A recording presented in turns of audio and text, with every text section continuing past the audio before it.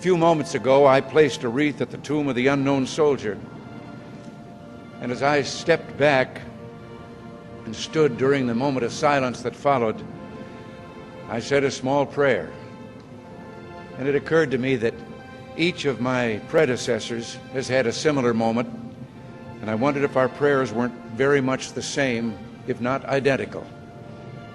We celebrate Veterans Day on the anniversary of the armistice that ended World War I, the armistice that began on the 11th hour of the 11th day of the 11th month. And I wonder, in fact, if all Americans' prayers aren't the same as those I mentioned a moment ago. For all we can ever do for our heroes is remember them and remember what they did, and memories are transmitted through words. We see these soldiers in our mind as old and wise. We see them as something like the founding fathers, grave and gray-haired. But most of them were boys when they died, and they gave up two lives, the one they were living and the one they would have lived.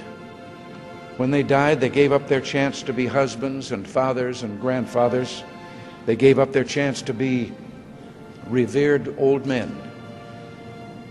They gave up everything for our country, for us. And all we can do is remember. There's always someone who is remembering for us.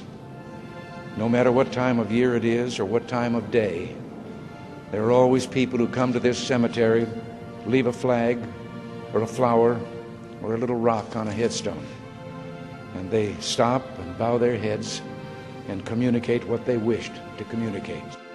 I think sometimes of General Matthew Ridgway, who, the night before D-Day, tossed sleepless on his cot and talked to the Lord and listened for the promise that God made to Joshua, "I will not fail thee, nor forsake thee." We are surrounded today by the dead of our wars. We owe them a debt we can never repay. All we can do is remember them and what they did and why they had to be brave for us. All we can do is try to see that other young men never have to join them.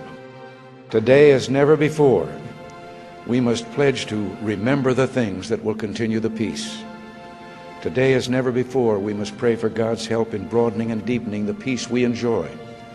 Let us pray for freedom and justice and a more stable world. And let us make a compact today with the dead, a promise in the words for which General Ridgway listened: "I will not fail thee nor forsake thee."